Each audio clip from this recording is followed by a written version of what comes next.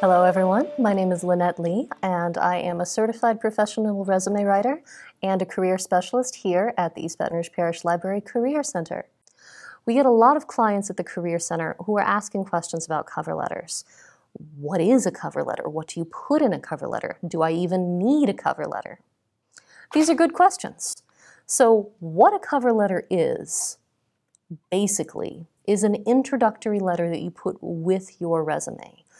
You get to talk in a more human paragraph kind of form than you would on a resume and introduce yourself to the hiring manager, explain who you are, what job you're interested in, why you want it, and why you think you'd be a good fit for it. Do you have to put a cover letter? No, not always. I mean, if they specifically ask for a cover letter, obviously you need one, but you don't always have to put one. If you are applying for a job in retail at Walmart, I don't think they even give you a place on the application where you can include a cover letter. They don't really want a resume and cover letter. All they want is the application. On the other hand, any job that asks you for a resume, you probably want to include a cover letter as well. It's the thing to do. It's just a polite thing to do, and it will make you look more professional. So even in a situation where a cover letter is not specifically required, we usually recommend including one because it'll help you stand out from the crowd. Could it ever hurt to include a cover letter? Well, yes, it could hurt if you write a bad one. If you write a bad cover letter, that is going to hurt you. So what is a bad cover letter? A bad cover letter would be one that is vague, that's generic, that makes it obvious that you're using the exact same cover letter to apply for 50 different jobs with no personalization whatsoever.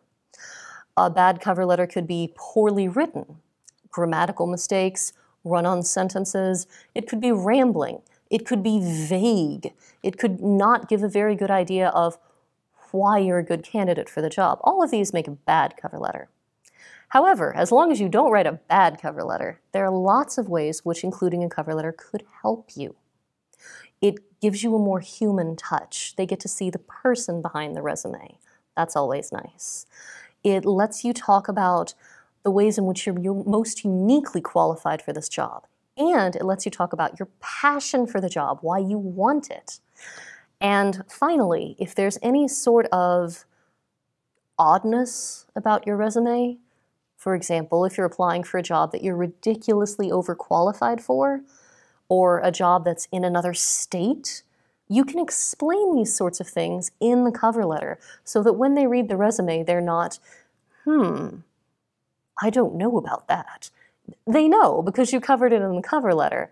You can include a sentence such as, although I'm currently living in Baton Rouge, my family is relocating to New York next spring, and I'm very interested in getting a job with your company then. Let them know.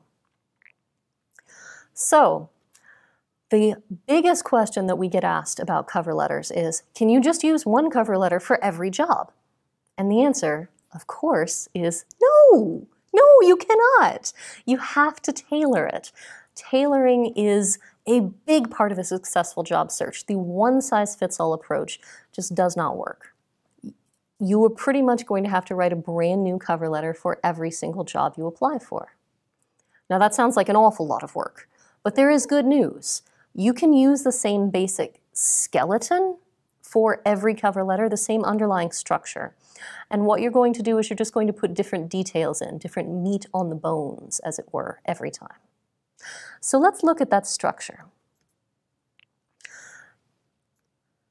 Your traditional cover letter is 4 paragraphs. Each paragraph covers a different aspect. Each paragraph answers a different question. Usually, but not always, you see them in this order. First, what job are you applying for? This is something you want to get out of the way right at the beginning because it's the first thing they're going to be wondering. To be blunt, why are you bugging me? Let them know right away. The second paragraph is going to be all about why you are the best candidate for this job. This is usually going to be your longest paragraph. And in fact, if it gets to be too long and looks like a giant wall of text, you can break some of it up into bullet points. But this second paragraph is all about what makes you a great candidate for the job. What unique skills and qualifications do you have? You don't want to talk about everything on your resume because, again, this is next to your resume. It's attached to your resume. It doesn't need to be your resume. But you want to highlight in your own words some of your best skills. For example, when I applied for the job with the Career Center, I had no career experience whatsoever. But I did have a lot of experience as a teacher. So in my cover letter, I highlighted how I thought that experience could transfer over well. I talked about how being an English teacher gave me an eye for writing, which would help me with writing resumes and cover letters. I talked about how the teaching aspect would help me with presenting seminars. Putting it into my own words like that made it seem more human than it was on the resume. Your third paragraph is the paragraph that most people forget to include. So if you don't, you're ahead of the crowd.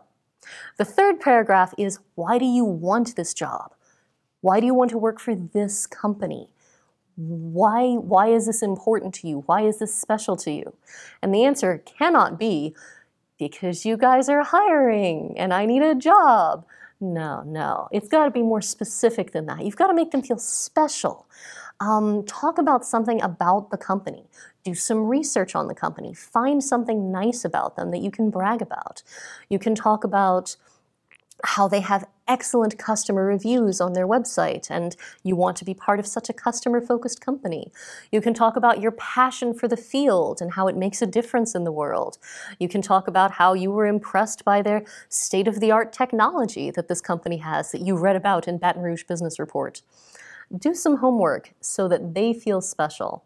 You do not want them to feel like you're just mindlessly applying for every job you're remotely qualified for. Even if that's true, you don't want them to know that. And finally, your last paragraph, your closing paragraph, is going to include the next steps in the process. This may look something like, enclosed, please find my resume. I've already completed the online application and I look forward to hearing from you to schedule an interview. For example, you want to let them know where you're at in the process and what your expectations are for what's going to happen next. So that covers cover letters. And if you would like examples of cover letters, we have 3 examples on the Career Center website. And you can also come into the Career Center for advice with resumes or cover letters at any time. If you enjoyed this seminar, please like this video. If you would like more content like this, please subscribe to our channel. Thank you so much for joining us.